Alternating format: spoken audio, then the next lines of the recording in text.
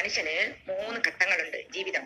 10 മാസം ഉമ്മയുടെ ഗർഭപാത്രത്തിൽ, അത് കഴിഞ്ഞ് ഈ ഭൂമിയിലെ സുന്ദരമായ ലോകത്ത് ജനിച്ചു വീണ് ഇവിടെ ഏറിയാൽ 60, 70, 80, 90, 100 യഥാർത്ഥ പ്രായം 60, 70 കഴിഞ്ഞാൽ 63 പ്രവാചകൻ വഫാത്തായത്. 63 കഴിഞ്ഞാൽ നമ്മുടെ ജീവിതഗതിയ കൊച്ചു കുട്ടികളെ പോലെ, അത് വിശുദ്ധ ഖുർആനിൽ അല്ലാഹു പറയുന്നു, നിങ്ങളുടെ ജീവിതം ഞാൻ തല തിരിച്ചു കൊണ്ടുവരുമെന്ന്. അപ്പോൾ 63 വയസ്സാണ് ശരിയായ ഒരു പ്രായം. അത് കഴിഞ്ഞാൽ മരണം, ഖബർ ജീവിതം. ഖബർ 3 ഘട്ടമല്ല, 3 ഘട്ടം നമ്മൾ കാണുന്നതാണ്. ഖബറിലേക്ക് കൊണ്ടുവയ്ക്കും, അത് 3-ാം ഘട്ടം. അത് കഴിഞ്ഞാൽ ഇനിയൊരു ജീവിതമുണ്ട്. ആ ജീവിതത്തിന് ഈ ഭൂമിയിലെ 63 വർഷത്തെ ജീവിതം കൊണ്ട് നേടിയെടുക്കാൻ പറ്റുന്ന പലതുമുണ്ട്. അതിൽ ഏറ്റവും ഉത്തമം സത്യസന്ധമാണ്. എല്ലാ കാര്യത്തിലും സത്യസന്ധത പുലർത്തുക. മാതാപിതാക്കളെ വേദനിപ്പിക്കാതിരിക്കുക. അത് നിന്റെ മാതാപിതാക്കളായാലും ശരി തന്നെ, നിന്റെ ഭാര്യയുടെ മാതാപിതാക്കളായാലും ശരി തന്നെ, നിന്റെ ഭർത്താവിന്റെ മാതാപിതാക്കളായാലും ശരി തന്നെ. കാരണം അവരാണ് ഈ ഭൂമിയിലെ സൃഷ്ടിപ്പ്. ദൈവത്തിന് ശേഷം, അള്ളാഹുവിന് ശേഷം ഈ ഭൂമിയിലെ നമ്മുടെ സൃഷ്ടി മാതാപിതാക്കളാണ്. അതുകൊണ്ട് തന്നെ വിശുദ്ധ ഖുർആനിൽ അള്ളാഹു പറയുന്നു, നീ എന്നെ സ്നേഹിക്കുന്നത് പോലെ നിന്റെ മാതാപിതാക്കളെ സ്നേഹിക്കുക. എത്ര സുന്ദരമാണ് ആ സംസാരം. അള്ളാഹുവിനെ സ്നേഹിക്കുന്നത് പോലെ മാതാപിതാക്കളെയും സ്നേഹിക്കുക എന്ന്.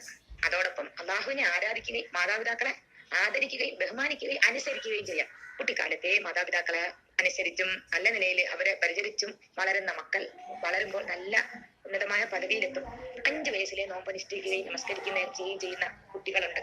20, 25 വയസ്സായാലും നമസ്കരിക്കാതെയും നോമ്പനുഷ്ഠിക്കാതെയും നടക്കുന്ന ആളുകളുണ്ട്. അവർ അതിനുശേഷമാണ് അത് ചെയ്യുന്നതെങ്കിൽ എന്ന് പറഞ്ഞാൽ അവരുടെ മരണത്തിന് മുമ്പ് അത് ചെയ്ത് പശ്ചാത്തപിച്ചിരിക്കണം. എന്തായാലും ഈ ഭൂമിയിലെ ജീവിതത്തിന് 1 വർഷം മുമ്പെങ്കിലും അവര് നല്ല കർമ്മം ചെയ്ത് പശ്ചാത്തപിച്ച് മരിക്കാൻ അല്ലാഹു തൗഫീഖ് ചെയ്യണം. നമ്മൾ കരുതും നമ്മളിതൊക്കെ ചെയ്തിട്ട് നമ്മൾ മരിക്കുന്നതിന് മുമ്പ് നമ്മളെല്ലാ പാവം ഒഴിവാക്കാണ്. എന്നാൽ അങ്ങനെയുള്ളവർക്കുള്ള നേട്ടമല്ല കുട്ടിക്കാലത്തെ നല്ല കർമ്മം ചെയ്യുന്നവർക്ക് അതിനുള്ള പ്രതിഫലം. അവർ ചിലപ്പോൾ ചെറുപ്പത്തിലായിരിക്കും മരിക്കും, 20 വയസ്സിലായിരിക്കും മരിക്കും, 30 വയസ്സിലായിരിക്കും മരിക്കും. അപ്പോൾ അതിനുള്ള കർമ്മം അത് പരലോകത്ത് 4-ാമത്തെ ഘട്ടം.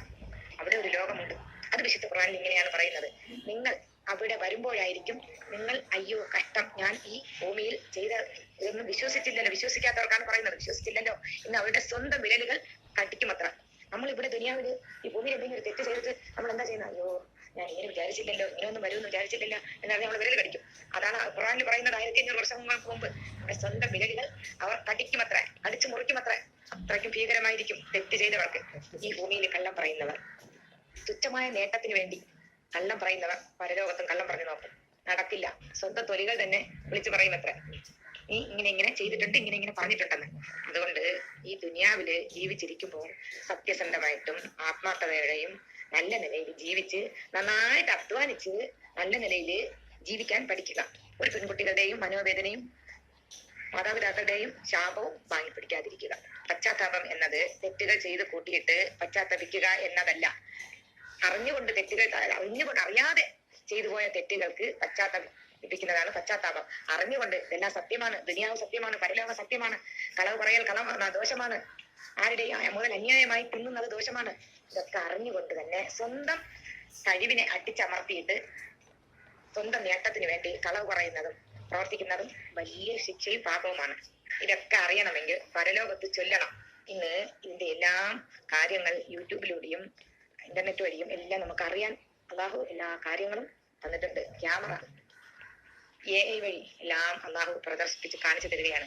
എന്നിട്ട് വിശ്വസിച്ചില്ലെങ്കിൽ ഈ മനുഷ്യനാണെന്ന് പറയേണ്ടതിൽ യാതൊരു അർത്ഥവുമില്ല. മൃഗങ്ങളെ പോലെയാണെന്നാണ് അള്ളാഹു പറയുന്നത്. മൃഗങ്ങൾക്ക് കന്നുകാലികളെ പോലെയാണ് ചില മനുഷ്യർ. ഇനിയും ഒരുപാട് വിമർശനങ്ങളും കാര്യങ്ങളുമായിട്ട് വരാൻ അള്ളാഹു തൗഫീഖ് ചെയ്യട്ടെ.